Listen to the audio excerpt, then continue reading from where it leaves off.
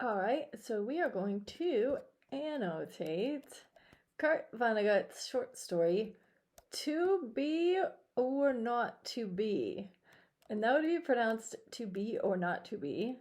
And we will get to that illusion later. All right. Everything was perfectly swell. There were no prisons, no slums, no insane asylums, no cripples, no poverty, no wars. All diseases were conquered. So was old age. Death, barring accidents, was an adventure for volunteers. The population of the United States was stabilized at 40 million souls. One bright morning in the Chicago Lying-in Hospital, a man named Edward K. Welling Jr. waited for his wife to give birth.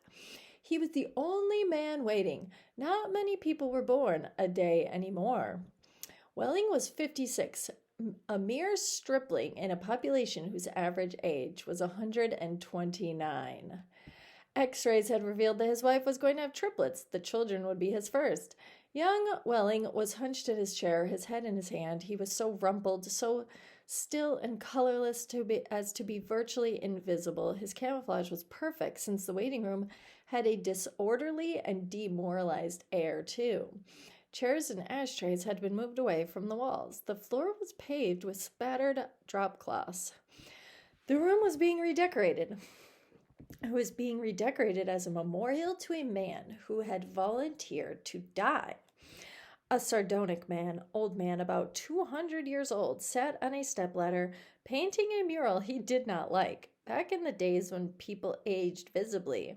His age would have been guessed at 35 or so. Aging had touched him that much before the cure for aging was found. That I will highlight. Actually, I will mark it. This is a clue into the context of our story's setting. Basically, it's telling us that this society has medically advanced so much as to fight off aging. So we'll say medically advanced society. No more aging after 30. All right. That will be important to take note of later.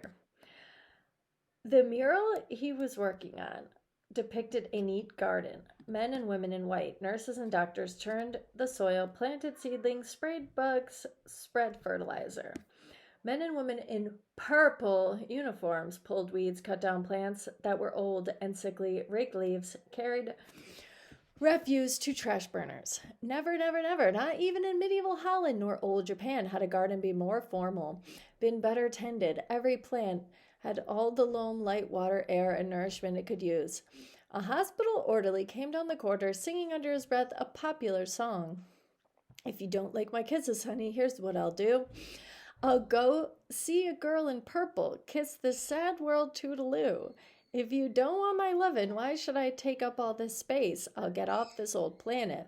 Let some sweet baby have my place. The orderly looked in at the mural, and the muralist looks so real, he said. I can practically imagine I'm standing in the middle of it. What makes you think you're not in it? Said the painter. He gave a satiric smile. It's called the happy garden of life, you know. That's good of Dr. Hitz, said the orderly. An orderly is just someone who works at the hospital, like helping out and stuff. Kind of like a candy striper, like a volunteer, maybe. He was referring to one of the male figures in white, whose head was a portrait of Dr. Benjamin Hitz, the hospital's chief obstetrician. Hitz was a blindingly handsome man. An obstetrician would be specifically a man who helps women deliver their babies. All right. Lots of faces still to fill in, said the orderly. He meant that the faces of many of the figures in the mural were still blank. All blanks were to be filled in with portraits of important people on either the hospital staff or from the Chicago office of the Federal Bureau of Termination. And that is going to be our motif because they will mention this several times. Must be nice to be able to make pictures that look like something, said the orderly. The painter's face curdled with scorn. You think I'm proud of this, Dub? He said. You think this is my idea of what life really looks like. What's your idea of what life looks like? Said the orderly. The painter gestured at a foul dropcloth. There's a good picture of it, he said. Frame that, and you'll have a picture a damn sight more honest than this one. You're a gloomy old duck, aren't you? Said the orderly. Is that a crime? Said the painter. The orderly shrugged. If you don't like it here, Grandpa, he said, and he finished the thought with the trick telephone number that people who didn't want to live anymore were supposed to call. The 0 in the telephone number he pronounced naught. The number was to be or not to be, significance of the title. It was the telephone number of an institution whose fanciful sobriquets included Automap, Birdland, Canary, Catbox, Delouser, Easy Go, Goodbye Mother, Happy Hooligan, Kiss Me Quick, Lucky Pierre, Sheep Dick, Wearing Blender, Weep No More, and Why Worry. To be or not to be was the telephone number of the municipal gas chambers of the Federal Bureau of Termination. Now, normally when you think of the Federal Bureau of something, like a bureau would be an agency, a government agency, and you most definitely don't think of it as a suicide number. So now we know that in this society, this would be our setting, you can just call a number and there is a whole federal agency dedicated to helping people end their lives. All right. Definitely different than our present day. The painter thumbed his nose at the orderly. When I decide it's time to go, he said, it won't be at the sheep dip. A do-it-yourselfer, eh? Said the orderly. Messy business, Grandpa. Why don't you have a little consideration for the people who have to clean up after you? The painter expressed with an obscenity his lack of concern for the tribulations of his survivors. The world could do with a good deal more mess, if you ask me, he said. The orderly laughed and moved on. Welling, the waiting father, mumbled something without raising his head, and then he fell silent again. A coarse, formidable woman strode into the waiting room on spike heels. Her shoes, stockings, trench coat, bag, and overseas cap were all purple, the purple the painter called the color of grapes on Judgment Day. The medallion on her purple musette bag was the seal of the Service Division of the Federal Bureau of Termination, an eagle perched on a turnstile. The woman had a lot of facial hair, an unmistakable mustache, in fact. A curious thing about a gas chamber hostess was that no matter how lovely and feminine they were when recruited, they all sprouted mustaches within 5 years or so. That's supposed to be sarcastic humor. Kurt Vonnegut was a white male author in the 1960s-ish, 50s-ish writing, so he was a bit of a sexist. Is this where I'm supposed to come? She said to the painter. A lot would depend on what your business was, he said. You aren't about to have a baby, are you?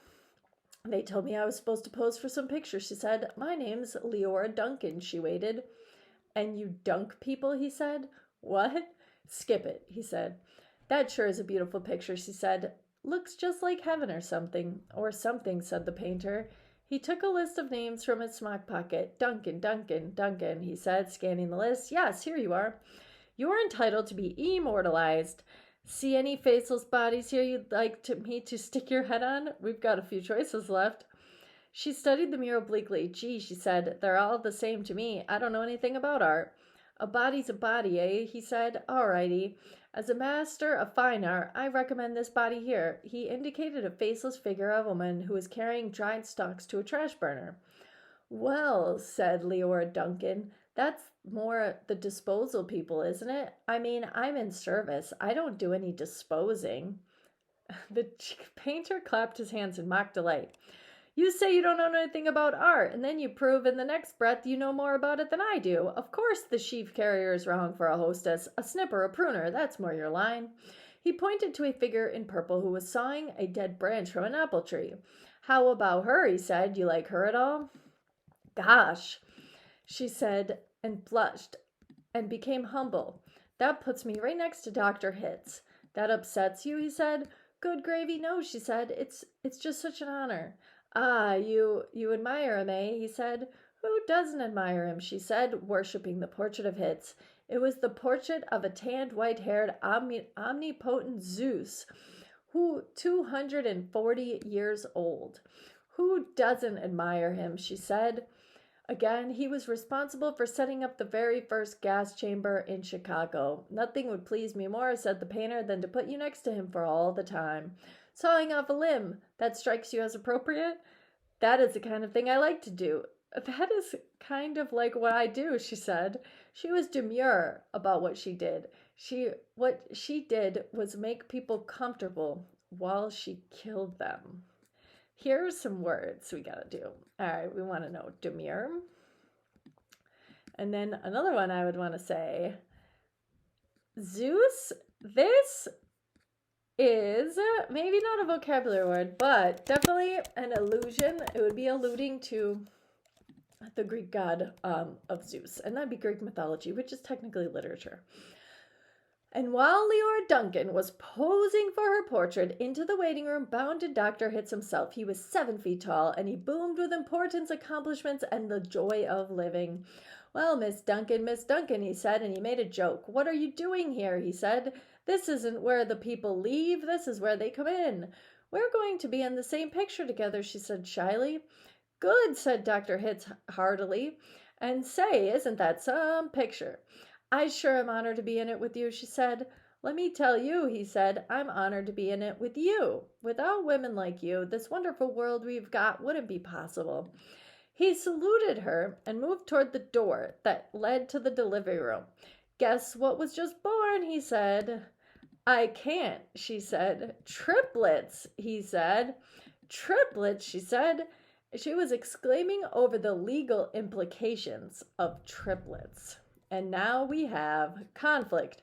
The law said that no newborn child could survive unless the parents of the child could find someone who would volunteer to die.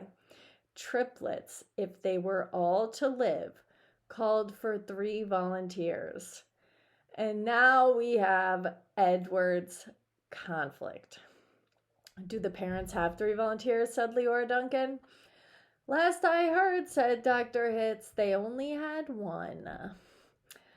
And they were trying to scrape another 2 up. I don't think they made it, she said. Nobody made 3 appointments with us. Nothing but singles going through today, unless somebody called in after I left. What's the name?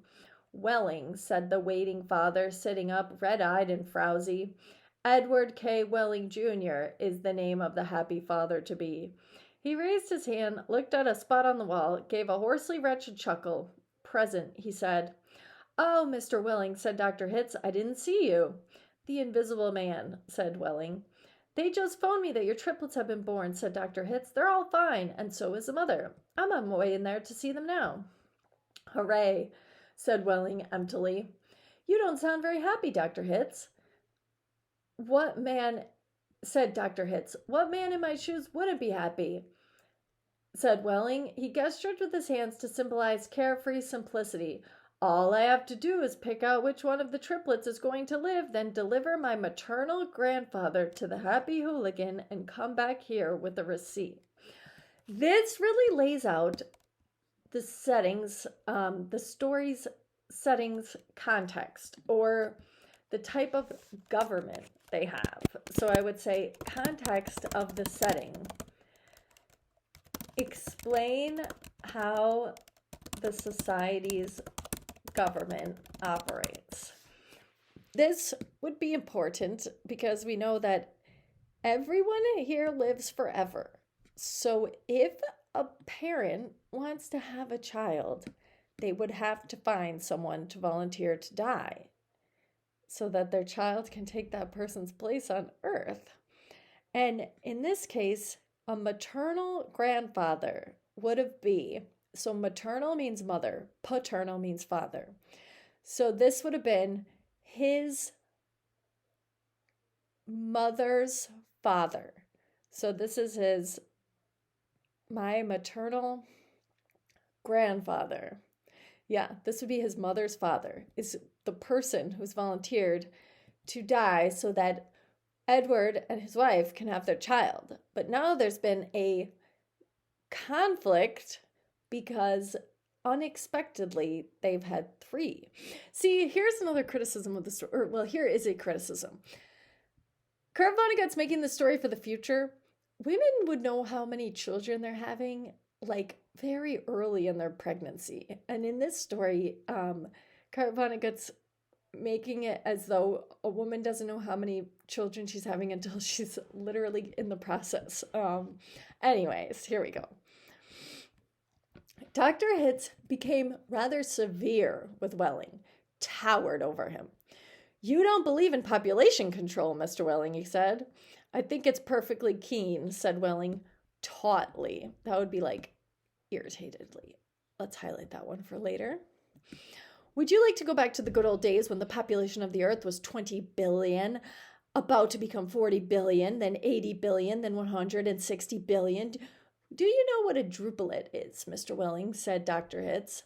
"Nope," said Welling sulkily. "A druplet, Mr. Welling, is one of the little knobs, one of the little pulpy grains of a blackberry," said Dr. Hitz.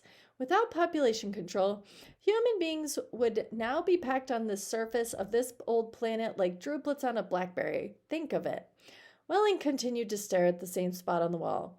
"In the year 2000, said Dr. Hitz, before scientists stepped in and laid down the law, there wasn't even enough drinking water to go around, and nothing to eat but seaweed, and still people insisted on the right to reproduce like jackrabbits, and their right, if possible, to live forever." "I want those kids," said Welling quietly. "I want all 3 of them." "Of course you do," said Dr. Hitz. "That's only human." "I don't want my grandfather to die either," said Welling. "Nobody's really happy about taking a close relative to the cat box," said Dr. Hitz gently, sympathetically. "I wish people wouldn't call it that," said Leora Duncan. "What?" said Dr. Hitz. "I wish people wouldn't call it the cat box and things like that," she said. "It gives people the wrong impression." "You're absolutely right," said Dr. Hitz. "Forgive me," he corrected himself. "Gave the municipal gas chambers their official title, a title no one ever used in conversation. I should have said Ethical Suicide Studios," he said. "That sounds so much better," said Leora Duncan. "This child of yours, whichever one you decide to keep, Mr. Welling," said Dr. Hitz, "he or she is going to live on a happy, roomy, clean, rich planet, thanks to population control. In a garden, like that mural there." He shook his head. "2 centuries ago, when I was a young man, it was a hell that nobody thought could last another 20 years. Now centuries of peace and plenty stretch before us as far as the imagination cares to travel." He smiled luminously. The smile faded as he saw that Welling had just drawn a revolver. Welling shot Dr. Hitz dead. "There's room for one, a great big one," he said, and then he shot Leora Duncan.